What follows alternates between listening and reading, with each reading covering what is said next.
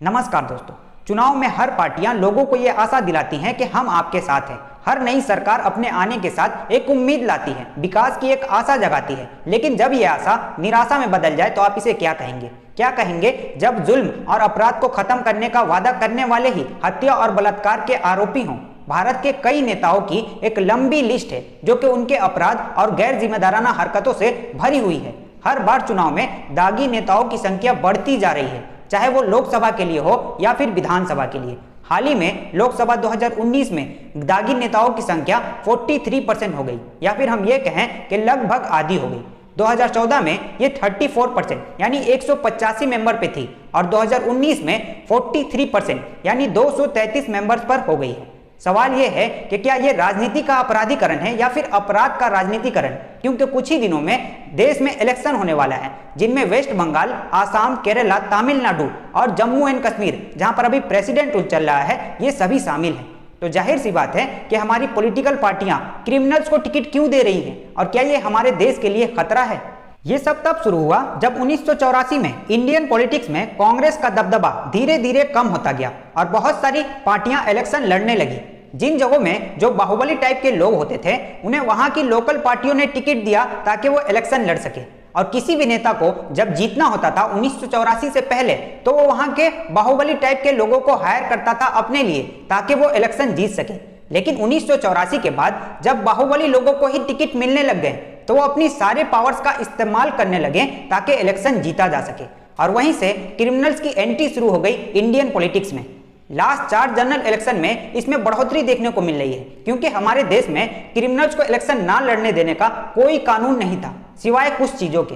इसी को देखते हुए कि कैसे क्रिमिनल्स को राजनीति से दूर रखा जाए, बोहरा कमेटी बनाई गई थी ताकि वो देख रेख कर सके। और उनके रिपोर्ट में यह भी लिखा हुआ था कि कैसे राजनेता अपराधियों को अपने अंडर काम करवाती है और साथ ही साथ उनका समर्थन भी करती है, ताकि इलेक्शन में यही लोग उनके लिए वोट इकट्ठा कर सके। बोहरा कमेटी श्री दिनेश त्रिवेदी के नेतृत्व में काम कर रही थी कि कैसे राजनीति से क्रिमिनल्स को दूर रखा जाए। और उसमें यह भी कहा गया था कि कैसे बाहुबली लोग अपने मसल्स पावर का इस्तेमाल करके चुनाव को प्रभावित करते हैं और उनके पास कितना बड़ा नेटवर्क है। इन सभी चीजों पर रोक लगाने के लिए, राजनीति में अपराधीकरण की समस्या से निपटने के लिए खुफिया एजेंसीज की स्थापना करने की जरूरत है, ऐसा उस रिपोर्ट में लिखा हुआ था। लेकिन हमारे लॉ सिस्टम में कुछ लूप होल्स हैं, जिनकी वजह से ऐसे लोग हमारे पार्लियामेंट में पहुंच जाते हैं, क्योंकि हमारे कानून में कुछ प्रावधान है।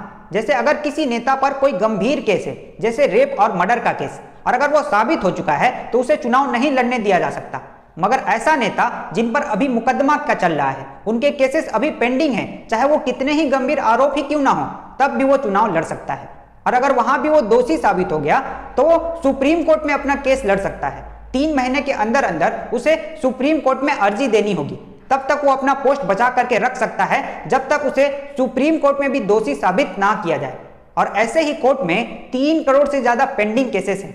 और राजनेताओं की अगर हम बात करें तो लगभग 4000 केसेस पेंडिंग हैं। इनमें एमपी और एमएलए दोनों के केसेस शामिल हैं।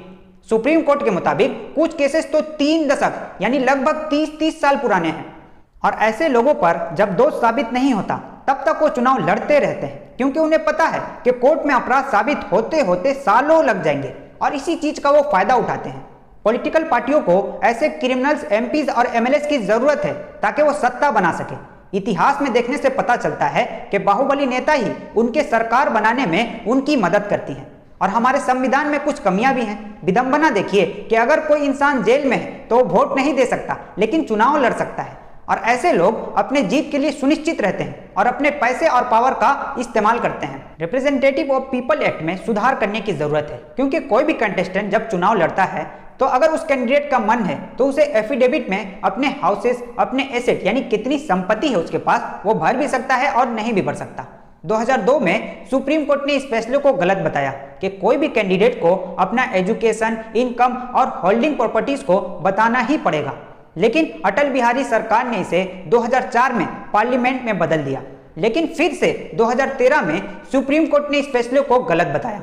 और अब 2020 के इस न्यू रूल के मुताबिक अब सारी पार्टियों को सिलेक्शन के 48 घंटे के अंदर एक डिटेल रीजन बताना पड़ेगा कि क्यों उन्होंने एक दागी यानी एक क्रिमिनल रिकॉर्ड वाले नेता को अपना उम्मीदवार बनाया है। और साथ ही में उस कैंडिडेट के बहुत सारी चीजों को डिस्क्लोज करना पड़ेगा, यानी बताना पड़ेगा, जैसे कि उस कैंडिडेट के ऊपर कितने सारे केसेस चल रहे हैं और किस टाइप का आरोप उस कैंडिडेट के ऊपर लगाया गया है। इसके अलावा केसेस की जानकारी, जैसे कि number of the case, name of the court और किस स्टेज पर अभी उसका केस जा पहुंचा है, और साथ ही में FIR, इन्वेस्टिगेशन और चार्जशीट वगैरह भी आपको जो है डिस्क्लोज करना पड़ेगा। और पार्टियों को एक पुख्ता रीजन बताना पड़ेगा कि क्यों उन्होंने एक दागी नेता को अपना उम्मीदवार बनाया, जबकि उनके पास और भी ऑप्शन थे। और यहाँ पर ये साफ साफ मेंशन किया गया है कि पार्टियां सिर्फ एक वाहिद रीजन ये नहीं बता सकती कि उस कैंडिडेट में जीतने की क्षमता ज्यादा थी इसलिए हमने उसे टिकट दिया। उसको और पार्टियों को और भी कारण बताना पड़ेगा कि क्यों उन्होंने जो है इसी कैंडिडेट को अपना उम्मीदवार बनाया। और साथ ही में ये सभी जानकारियों को जो है सोशल मीडिया प्लेटफॉर्म जैसे कि फेसबुक और ट्विटर पर अपलोड करना पड़ेगा और एक नेशनल न्यूज़पेपर पर इन सारी जानकारियों को पब्लिश करना पड़ेगा। पार्टी के वेबसाइट में आपको इन सारी जानकारियों को अपलोड करना पड़ेगा और एक लोकल न्यूज़पेपर पर भी आपको इन सारी जानकारियों को पब्लिश करना पड़ेगा। और एज ऑफ टुडे, यानी अगर हम आज की बात करें तो कोई भी पॉलिटिकल पार्टी ये एक्सप्लेनेशन नहीं देती थी, ये कारण नहीं बताती थी कि क्यों उन्होंने एक दागी नेता, एक क्रिमिनल रिकॉर्ड वाले नेता को अपना उम्मीदवार बनाया है। अब समझते हैं क्रिमिनल्स पॉलिटिक्स में क्यों आना चाहते हैं। तो इसका सीधा और सिंपल आंसर है पैसा और पावर। और अभी आप देख रहे होंगे बहुत सारे इलेक्शन में कि पार्टियां उन्हीं कैंडिडेट्स को टिकट देती हैं जो उनके लिए जीत सके। कैंडिडेट को जीतने के बाद क्या मिलता है, सबसे पहले ये जान लेते हैं। तो जैसा कि आप सभी लोग जानते ही होंगे कि कुछ ही दिनों बाद वेस्ट बंगाल में इलेक्शन होने वाला है। तो कैंडिडेट को जीतने के बाद कुछ पैसा मिलता है ताकि वो अपने लोकल एरिया को डेवलप कर सके। जैसे कि अगर कोई MP है तो उसे MP लेड यानी member of parliament local area development scheme से 5 करोड़ रुपया हर साल मिलता है। अगर कोई MLA है तो उसे MLA लेड से 60 लाख रुपया हर साल दिया जाता है। यहां तक कि अगर कोई काउंसलर है तो उसे एक साल में 12 लाख रुपया मिलता है ताकि वो अपने लोकल एरिया को डेवलप कर सके। लेकिन ये पैसा कहां खर्च होता है इसकी जानकारी ना ही स्टेट गवर्नमेंट देती है और ना ही सेंट्रल गवर्नमेंट। यहां पर वेस्ट बंगाल में एलोटेड की गई रुपीस को हम एक एग्जाम्पल के तौर पर देख सकते हैं। इसी तरह के हर MLA अपने MLA लेड के पैसा को कहां खर्च करते हैं पता ही नहीं चलता और उनकी वेबसाइट में भी ये सारी जानकारी अवेलेबल नहीं होती है। तो यहां पर आप साफ साफ देख सकते हैं कि अगर कोई नेता 20 साल तक MLA रहा हो तो उसने कितना पैसा कमा लिया होगा, आप अच्छे से हिसाब कर सकते हैं। यहां पर नेताओं की कमाई सरकार के जरिए नए नए स्कीम में एलोटेड की गई रुपीस से भी होती है। जैसे कि जो बड़े बड़े कॉन्ट्रैक्ट होते हैं जो सरकारी होते हैं उनको प्राइवेट कंपनियों को बेचकर भी नेताओं की अच्छी खासी कमाई हो जाती है। तो अब सवाल ये बनता है कि लोग उन्हें वोट क्यों देते हैं। एक नेता जो वहां का बाहुबली भी होता है वो अपने अंडर कुछ लोगों को काम दे देता है। जैसे कि म्युनिसिपल कॉर्पोरेशन हो गया, मान लीजिए अप्रोक्स 5000 लोगों को उसने काम दे दिया तो उस तरह से उसका एक लॉयल वोट बैंक बन जाता है। और साथ ही साथ जब किसी भी तरह का कोई प्रॉब्लम आता है तो लोग पुलिस और जुडिशियरी पर भरोसा ना करके उस नेता पर भरोसा करते हैं, क्योंकि वो किसी भी प्रॉब्लम को आसानी से सॉल्व कर देता है, मारपीट कर हो या फिर डरा धमका कर। और इस तरह से वो एक इंसाफ करने वाला बन जाता है और इस तरह से भी वो लोगों को प्रभावित करता है और एक तरह से वोटर्स के लिए वो सही नेता बन जाता है। वोटर्स की नज़र में वो अपने हक में सही नेता को चुन रहे होते हैं क्योंकि वो सिस्टम से भी लड़ सकता है।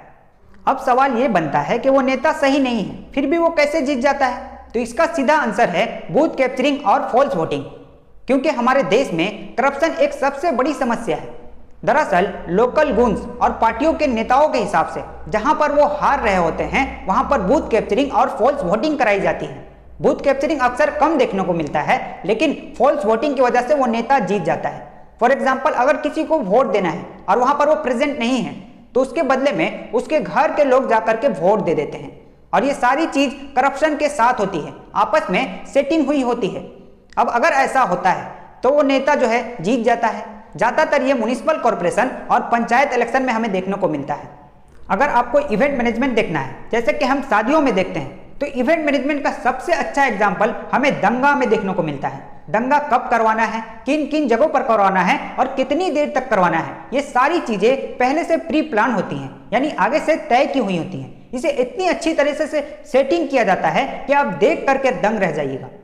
तो अब इसका समाधान क्या है? बोहरा कमेटी के मुताबिक इसका समाधान है नोटा यानी नेगेटिव वोटिंग। हमें अपने पार्लियामेंट में नोटा को मजबूत बनाना होगा ताकि दोबारा वोटिंग और एक अच्छे नेता की एंट्री हो सके। बहुत से देशों में नोटा को एक पावरफुल वीपन माना जाता है, लेकिन इंडिया में नोटा को किसी भी तरह की कोई शक्ति हासिल नहीं है। बस एक नेगेटिव वोटिंग है जिसमें जितने भी वोट डाल दो वो कोई काम के नहीं होते। कभी कभी तो नोटा में इतने वोट गिर जाते हैं जितने के जीतने वाले कैंडिडेट को भी नहीं मिलते। और साथ ही साथ गवर्नमेंट को एक अवेयरनेस प्रोग्राम चलाना होगा कि हमें क्रिमिनल्स को पॉलिटिक्स से दूर रखना है ताकि लोग जागरूक हो सके, क्योंकि बिकाऊ नेता कभी भी लोगों के लिए नहीं बल्कि अपने बारे में सोचते हैं और वो दल बदलू नेता बन जाते हैं, जहां पैसा वहां वो, और वो लोगों के हित के बारे में कभी भी नहीं सोचते। याद रखिए, एक सभ्य समाज ही एक प्रगतिशील देश का निर्माण करती है। इसलिए जागरूक रहिए और देखते रहिए डीएनए टाइम्स। तो आज की वीडियो हम यहीं समाप्त करते हैं। अगर आपको वीडियो अच्छी लगी तो वीडियो को लाइक करें और हमारे चैनल को सब्सक्राइब करें। और अगर आप फेसबुक पर हमारे चैनल को देख रहे हैं तो हमारे फेसबुक पेज को फॉलो करें। आप सभी का हमारा वीडियो देखने के लिए बहुत बहुत शुक्रिया।